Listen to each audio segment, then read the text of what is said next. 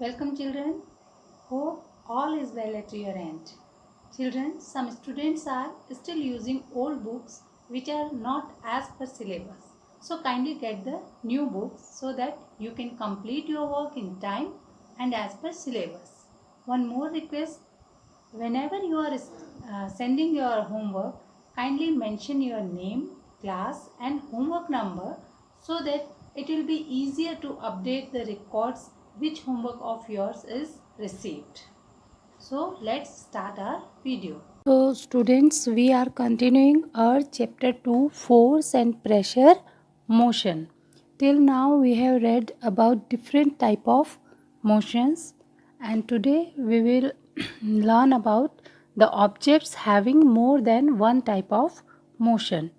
Some objects may have more than one type of motions at the same times, or we can say they may have a combination of two or more different types of motion. For example, first one is the motion of earth. We are taking an example of the motion of earth.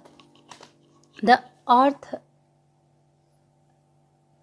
moves around the sun. Okay, this is earth.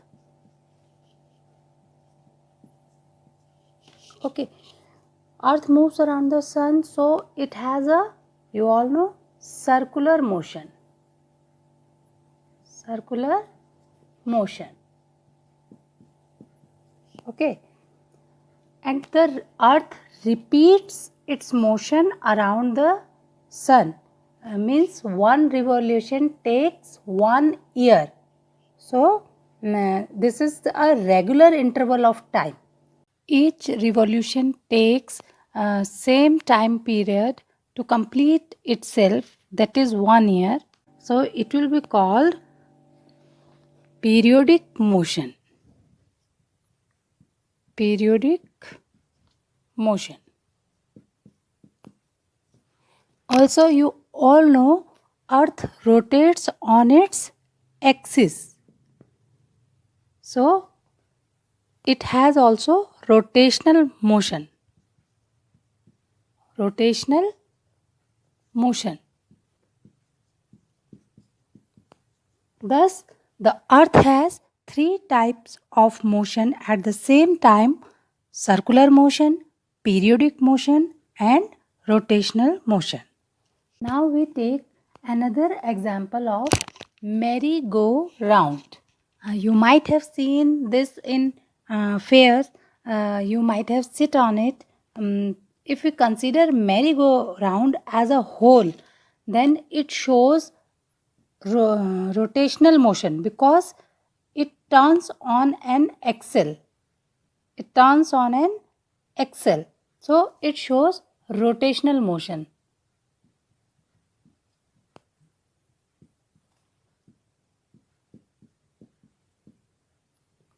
But the other part of merry-go-round, which on which children sit, shown circular motion. Okay, so merry-go-round has two types of motion: rotational motion and circular motion. Okay. Another example of the motion of a bicycle. Suppose a bicycle is moving on a straight road. The wheel of the bicycle is rotating on its axle and also moving forward in a straight line path. So the bicycle moving on a straight road has two types of motion: rotational motion as well as rectilinear motion. Rectilinear motion. Similarly, if we see the motion of a ball, when a ball is moving on the ground, it is rotating as well as moving forward on the ground. So, a ball rolling on the ground has two types of motion: rotational and rectilinear.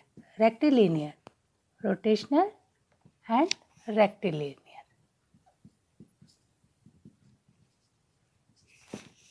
So children, now we will talk about scalar and vector quantities. First one, those physical quantities which have only magnitude and have no direction are called scalar quantities. For example, mass and time. Now, magnitude, let me clear you. Magnitude is unit and numerical value. Means for the physical quantities, you need only unit and numerical value, and you don't need direction. For example, mass. Okay, if I say 2 kg, 2 kilogram potatoes. Okay, potatoes. So 2 is number and kilogram is unit. This is called magnitude. So for mass, you only need this value. If I say bring 2 kilogram potatoes, so you don't need direction for this unit. This physical quantity, you don't need direction. This is enough for you. 2 kilogram means 2 kilograms. Similarly, if you have to tell the time, okay, to tell the time you don't need direction. Simply you will say it is 9:30 or it's 9 o'clock or it's 2:30. So number and unit is enough to present these physical quantities.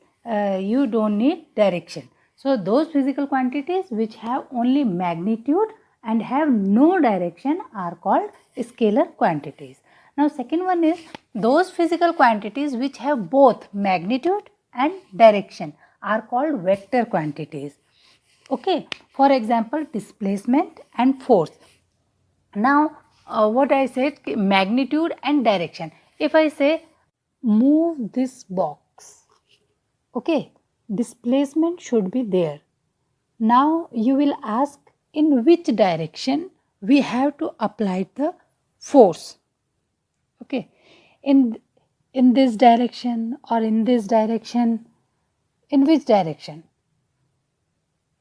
So you need direction to apply the force. So force is a vector quantity because magnitude as well as direction is needed. If you are applying 5 Newton force, in which direction? It is also important. So if you applied 5 Newton force to the north, then 5 Newton is magnitude and north is the direction. So those physical quantities which have both magnitude and direction are called vector quantities. Okay. Now students, another important thing is difference between distance and displacement. Okay, suppose this is your home and this is your school and you have to reach to the school. Okay, now distance between your school is from your home to school is 10 kilometer.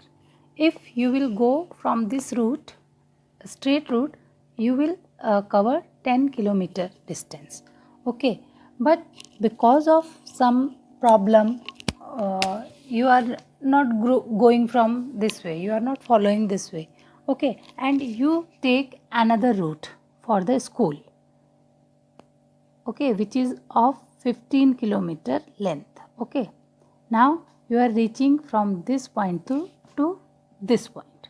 Okay, so the actual length covered by a body is called distance.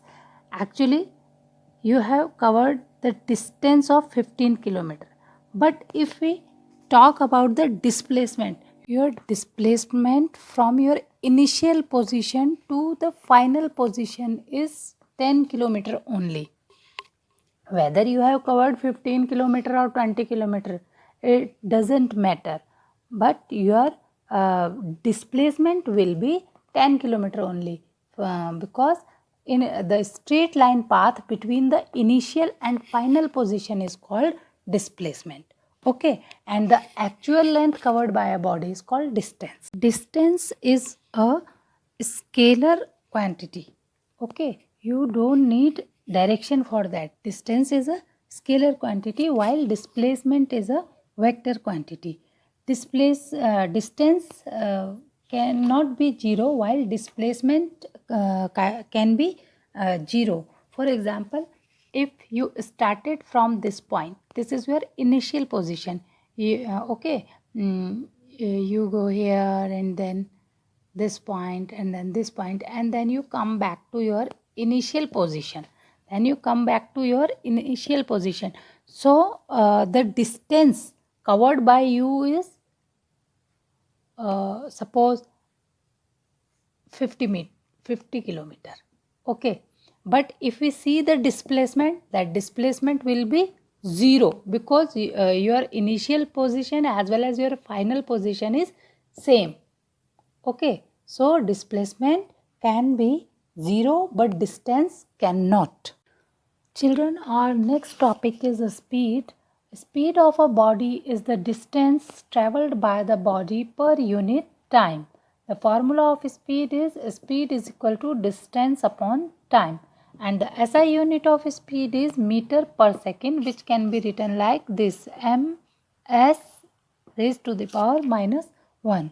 Children, this topic I have explained in my earlier video, which you have received with your 13th homework of physics. You can watch it again, so that I am not explaining too much this topic now. Okay, so this much for today, and in our next video we will do uniform and non-uniform motion. Till then, thank you and bye bye.